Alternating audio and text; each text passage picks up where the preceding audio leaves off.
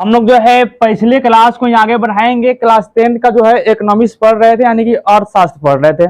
उसमें हम लोग पार्ट 1 और पार्ट 2 देख लिए हैं। आज उसी क्लास यानी कि लेसन 1 को आगे बढ़ाएंगे और यह पार्ट 3 रहने वाला है। इसमें हम लोग देखेंगे आर्थिक विकास की माप सूचकांक, यानी किसी भी देश का जो है आर्थिक विकास किस किस तरीके से होता है, किस तरह निकलता है, उसी के बारे में जानेंगे। जिसमें सबसे पहले हम लोग पढ़ेंगे राष्ट्रीय आय के बारे में, इसके बाद पढ़ेंगे प्रति व्यक्ति आय के बारे में, यानी राष्ट्रीय आय यानी कि नेशनल इनकम, प्रति व्यक्ति आय यानी कि पीसीआई पर कैपिटल इनकम। इसके बाद इसमें पढ़ेंगे माप विकास सूचकांक यानी कि एचडीआई ह्यूमन डेवलपमेंट इंडेक्स के बारे में पढ़ेंगे। और इसके बाद देखेंगे किस देश का राष्ट्रीय आय कितना आगे है, और साथ में देखेंगे हमारे भारत में जितने राज्य है उसमें सबसे आगे कौन है, सबसे पीछे कौन है। और अंत में हम लोग देखेंगे राष्ट्रीय मानव विकास रिपोर्ट, यानी हमारे देश का किस तरह जो है और सबसे पहले किसने जो है रिपोर्ट जारी किया था। चलिए आज के वीडियो को शुरू करते हैं। सबसे पहले हम लोग जान लेते हैं राष्ट्रीय आय के बारे में, यानी कि नेशनल इनकम के बारे में। तो राष्ट्रीय आय का मतलब होता है एक वित्तीय वर्ष में उत्पादित सेवाओं एवं वस्तुओं के मौद्रिक मूल्य को ही राष्ट्रीय आय कहते हैं। तो ध्यान समझिएगा, क्या होता है कि एक वर्ष, और वह एक वर्ष हम लोग मानते हैं जनवरी से दिसंबर तक, लेकिन वह एक वर्ष नहीं होता है। वित्तीय वर्ष का मतलब होता है भारत का वित्तीय वर्ष जो है वह 1 अप्रैल से लेकर और 31 मार्च तक ले है। यानी हम इसके बीच में जितना भी हमारा देश में इनकम होगा उसी को क्या कहेंगे, राष्ट्रीय आय कहेंगे। एक वित्तीय वर्ष के अंदर जितने भी वस्तु एवं सेवा का उत्पादन हो रहा है उसी का मौद्रिक मूल्य को ही राष्ट्रीय आय कहते हैं। इसके बारे में हम लोग अगले क्लास में जानेंगे, यानी कि अगले चैप्टर में जानेंगे विशेष से कि उसमें किस तरह निकलता है राष्ट्रीय आय। इसमें अगला हम लोग पढ़ना है प्रति व्यक्ति आय। प्रति व्यक्ति आय यानी कि पीसीआई पर कैपिटल इनकम। तो प्रति व्यक्ति आय जो है किसी भी देश के अंदर जितनी जनसंख्या है और एक साल में जितनी आपका राष्ट्रीय आय आ रहा है, तो उस राष्ट्रीय आय में कुल जनसंख्या से जो भाग देते हैं और जो भागफल आएगा उसी को कहते हैं पर कैपिटल इनकम, यानी कि प्रति व्यक्ति आय।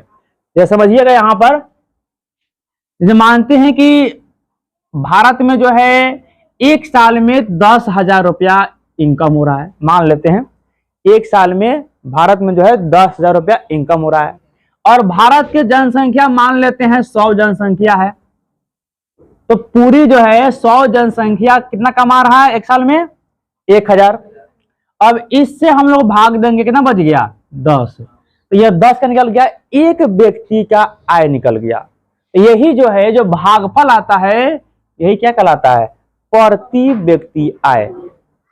तो प्रति व्यक्ति आय बराबर फॉर्मूला भी होता है राष्ट्रीय आय बटा कुल जनसंख्या, यानी देश का पूरा आय कितना लोग मिलकर इनकम किया है उसे भाग दे देंगे, जो भागफल आएगा वही क्या होगा, प्रति व्यक्ति आय कहलाएगा। तो सिंपल समझिएगा कि राष्ट्रीय आय बटा कुल जनसंख्या प्रति व्यक्ति आय बराबर क्या होता है, फॉर्मूला होता है। ठीक है, अब जो है देखिएगा इसमें पढ़ लेते हैं हम लोग कि भारत में 28 राज्य है और उसमें 8 क्या है, केंद्र शासित प्रदेश है। इसमें जो है सबसे अधिक किसी राज्य का प्रति व्यक्ति आय है तो वह है आपका गोवा का। आप यहाँ पर देखिएगा, हम यहाँ पर 2021 से 2022 का डाटा रखे हुए हैं। 2021 से 22 में गोवा का प्रति व्यक्ति आय था यानी 4,22,149 रुपया।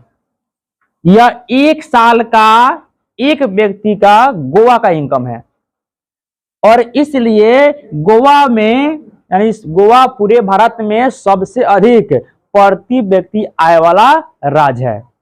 और पूरे भारत में सबसे कम प्रति व्यक्ति आय वाला राज्य कोई है तो वह है अपना बिहार। तो किसी भी देश में प्रति व्यक्ति आय निकालने का जो है यही तरीका है कि कुल राष्ट्रीय आय में कुल जनसंख्या से भाग देंगे, जो भागफल आएगा उसे प्रति व्यक्ति आय कहेंगे। इसमें सबसे आगे है कौन, गोवा प्रति व्यक्ति आय में, यानी इनकम करने में, कमाई करने में। और सबसे पीछे कौन है? तो वह है आपका बिहार। देखिएगा पूरे भारत को मान लीजिए, पूरे भारत में प्रति व्यक्ति आय कितना है, यानी एक साल में पूरे भारत का लोग जो है एक व्यक्ति कितना रुपया कमाता है। तो एक साल में प्रति व्यक्ति आय कितना है? $2450 में है। इसे लगभग हम लोग रुपया में बदलेंगे तो 2 लाख हो जाएगा। यानी एक साल में एक व्यक्ति भारत के कितना कमाता है? 2 लाख रुपया। अलग अलग राज्य को बांट दिया जाएगा तो वो अलग अलग हो जाएगा। जैसे यहाँ पर देखे हैं गोवा में, यह अकेले कितना था? एक व्यक्ति 4 लाख लगभग कमा रहा था। इस तरह जो है सबसे पहले इस प्रति व्यक्ति आय को, हमारे भारत में सबसे पहले प्रति व्यक्ति आय को 1868 में एक व्यक्ति थे, एक उद्योगपति थे जिनका नाम था दादा भाई नौरोजी। इन्होंने सबसे पहले क्या किया? 1868 में प्रति व्यक्ति आय यानी देश का आय निकाला कि एक व्यक्ति एक साल में कितना रुपया कमाता है। और इस आय को, इस आंकड़ा को, उनका एक पुस्तक का नाम है poverty and un British rule in India. इसी पुस्तक में वह पहली बार प्रकाशित किए 1868 में। तो उस समय एक व्यक्ति का प्रति व्यक्ति आय मात्र आपको 20 रुपया था। यह उस समय 20 रुपया ही बहुत अधिक था।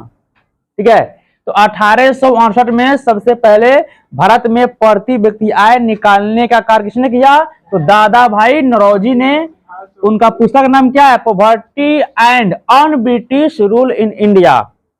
और इन्हीं पुस्तक में वह क्या किए? प्रकाशित किए। और उस समय एक व्यक्ति का एक साल का इनकम कितना था? 20 रुपया। अब देखिएगा इसमें आगे हम लोग पढ़ लेते हैं माप विकास सूचकांक, यानी कि HDI, ह्यूमन डेवलपमेंट इंडेक्स। यह जितना कुछ हम लोग पढ़ रहे हैं ये सभी किसी भी देश का राष्ट्रीय आय यानी कि आर्थिक विकास की माप सूचकांक है। इसमें हम लोग पढ़े क्या पढ़े? राष्ट्रीय आय पढ़े, प्रति व्यक्ति आय पढ़े। अब क्या पढ़ेंगे? माप विकास सूचकांक। यह जो है human development index world bank के द्वारा जारी किया जाता है। वैसे भी बहुत ही संस्था जारी करता है, आपकी किताब के अनुसार जो है वर्ल्ड बैंक के द्वारा का डाटा दिया गया है। तो जो है सबसे पहले एक व्यक्ति थे, एक अर्थशास्त्री थे जिनका नाम था महबूब उल हक। यह पाकिस्तान के रहने वाले थे, महबूब उल हक। यह क्या कहते हैं कि 1990 में पहली बार क्या करते हैं? माप विकास सूचकांक जारी करते हैं, यानी कि HDI जारी करते हैं। और उसके तहत यह जारी करने का 3 ढांचा बताते हैं कि जब हम लोग HDI जारी करते हैं तो वह 3 तरीकों को देखकर। सबसे पहला तरीका है कि शैक्षणिक स्तर, कितना पढ़े लिखे हैं, आपके यहाँ जो है साक्षरता कितना है। इसके अलावा यहाँ पर स्वास्थ्य स्थिति, कि किस तरह की वहां की शारीरिक स्थिति है, स्वास्थ्य किस तरह है। और एक क्या है? प्रति व्यक्ति आय। इन 3 तरीकों के आधार पर क्या जारी होता है? माप विकास सूचकांक यानी कि HDI जारी होता है। ये 3 तरीके से किसी भी देश का अगर HDI जारी करना होगा तो वर्ल्ड बैंक क्या देखेगा? देखेगा शैक्षणिक स्तर कितना उसमें साक्षर व्यक्ति है, वहां का स्वास्थ्य किस तरह है, इसका वहां का प्रति व्यक्ति आय कितना है, यानी कितना लोग कमाता है। इन 3 तरीकों से क्या होता है? माप विकास सूचकांक जारी किया जाता है। और इसमें भी इस तीनों तरीकों को देखने के बाद माप विकास सूचकांक यानी कि HDI जारी जब 3 तरीकों से किया जाता है तो पूरे विश्व में देखा जाता है कि कौन कितने स्थान पर रहा है।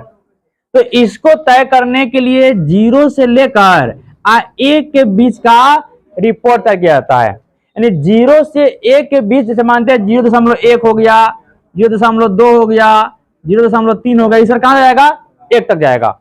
तो इसमें देखा जाता है कि कौन कितने स्थान पर है और उसी के अनुसार जो है उसका अंक क्रमांक मिलता है। तो यहां देखिएगा जो देश 0.08 से ऊपर है उस देश को विकसित देश कहा जाता है, यानी जिसका इन 3 स्तर से अच्छा परफॉर्मेंस रहा, अच्छा प्रति व्यक्ति आय रहा या अच्छा माप विकास सूचकांक रहा, तो वह अगर 0.08 से ऊपर में आता है तो उस देश को कहते हैं विकसित देश, और जो 0.5 से लेकर और 0.8 के बीच में रहता है वह होता है विकासशील, और जो 0.5 से नीचे रहता है वो किसमें आता है?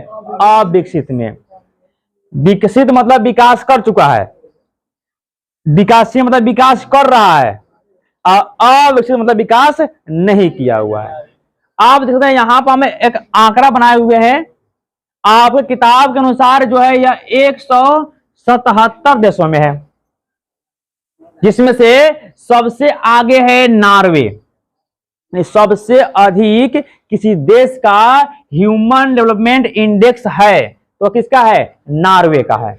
और विश्व में सबसे पहला स्थान किसका है? नॉर्वे का है, जिसका जो है HDI है 0.965। अभी क्या बताया यहां से, यानी इसके ऊपर रहेगा, तो इसके ऊपर ना जी, तो यह किसमें आ गया? नॉर्वे जो है प्रथम स्थान पाया। यहां पर देख लीजिएगा ऑस्ट्रेलिया का जो रिपोर्ट है यह पूरे विश्व में तीसरा स्थान पर आता है। अब यहां देखिएगा भारत, यहां पर है भारत, जो भारत है पूरे विश्व में 126वें स्थान पर है। 177 देशों में 126 स्थान पर कौन है? भारत। किस मामले में? HDI यानी कि ह्यूमन डेवलपमेंट इंडेक्स में, ठीक है। और यह जो है इसे हमसे भी आगे कौन है? श्रीलंका है, 0.755 है, और यह पूरे विश्व में 93 स्थान पर है। यह आपकी किताब के अनुसार लगभग 2007 का डाटा दिया हुआ है। आज वर्तमान बात करें, 2023 की बात करें, तो आज यह जारी होता है 182 देशों में, और इस 182 देशों में आज 2023 में भारत का स्थान है 132। यानी पूरे विश्व में जो है जब जारी होता है HDI तो उसमें आज कितना है? 132 स्थान पर है। लेकिन आपको इतना ध्यान नहीं देना, इतना याद नहीं करना है। याद आपका क्या करना है? अपने किताब के अनुसार। और यह क्वेश्चन पूछता है अधिकांश कि भारत का HDI यानी कि ह्यूमन डेवलपमेंट इंडेक्स में कितना स्थान है? तो कितना है? 126 स्थान है, ठीक है। यानी चीन जो है वह 81 स्थान पर है। यहां पर है बांग्लादेश जो क्या है? 136 पर है। तो इस तरह जो है पूरे विश्व का HDI जारी होता है, जिसमें हमारा भारत का स्थान कितना है? 126वां स्थान है। पूरे विश्व में कितने देशों में? 177 देशों में। लेकिन आज कितना है? 132 है। कितने देशों में? तो 182 देशों में। अब देखिएगा यहां पर, अब इसमें हम लोग आगे पढ़ लेते हैं राष्ट्रीय मानव विकास रिपोर्ट। यह तो पूरे विश्व को पढ़े कि HDI वर्ल्ड बैंक के द्वारा जारी होता है, और सबसे पहले कौन जारी किया? तो महमूद उल हक 1990 में पाकिस्तान के क्या थे? अर्थशास्त्री। अब हम लोग पढ़ लेते कि भारत के अंदर, सिर्फ भारत के अंदर कौन सा राज्य कितना आगे है और कितना पीछे है। तो सबसे पहले राष्ट्रीय मानव विकास रिपोर्ट 2002 में, उस समय तत्कालीन प्रधानमंत्री भारत के थे अटल बिहारी वाजपेयी। तो 2002 में क्या करते हैं? 2002 में अटल बिहारी वाजपेयी के द्वारा क्या जारी होता है कि भारत का राष्ट्रीय मानव विकास जारी होता है। इसके तहत वह क्या करते हैं? एक शब्द देते हैं, जिस शब्द का नाम होता है बीमारू। और उस समय यानी 2002 के समय जो सबसे आगे था हमारे भारत के अंदर, वह था केरल। सबसे अधिक जो है राष्ट्रीय मानव विकास रिपोर्ट के अनुसार 2002 के अनुसार सबसे आगे था केरल। और उसी समय अटल बिहारी वाजपेयी एक शब्द देते हैं जिसका नाम है बीमारू। बीमारू मतलब BI से बिहार, M से मध्य प्रदेश, A से असम, R से राजस्थान और U से यूपी यानी कि उत्तर प्रदेश। क्वेश्चन पूछता है कि निम्न में से कौन बीमारू राज्य है या नहीं है? याद रखिएगा इसको, ठीक है। बीमारू, बीमारू याद है तो समझिए इसका पूरा आपका राज्य याद है। बीमारू और सब क्या है? बीमार है, यानी कि पिछड़ा हुआ है। आज का नहीं, 2002 के रिपोर्ट के अनुसार, ठीक है। अब जो है इसमें हम लोग एक अगला टॉपिक पढ़ लेते हैं, आधारिक संरचना। आधारिक संरचना का मतलब होता है कि देश के विकास में किस किस वस्तु का, किस किस उत्पादन का योगदान है। यानी देश के विकास में जो भी जिसका भी योगदान होता है उसी को कहते हैं आधारित संरचना, जिसका आधार बना हुआ है। इसमें क्या होता है, बिजली होता है, यातायात होता है, परिवहन होता है, अस्पताल होता है। यह ऐसी वस्तु है, ऐसा सेवा है जिसके माध्यम से किसी भी देश का विकास संभव हो पाता है। तो आज के वीडियो में हम लोग क्या देखें, तो देखें आर्थिक विकास की माप सूचकांक, जिसमें राष्ट्रीय आय क्या होता है यानी कि नेशनल इनकम क्या होता है, प्रति व्यक्ति आय क्या होता है यानी कि पर कैपिटल इनकम क्या होता है, यहाँ पर माप विकास सूचकांक क्या होता है HDI, ह्यूमन डेवलपमेंट इंडेक्स क्या होता है। उसके बाद देख लिए हम लोग राष्ट्रीय मानव विकास रिपोर्ट और आधारित संरचना।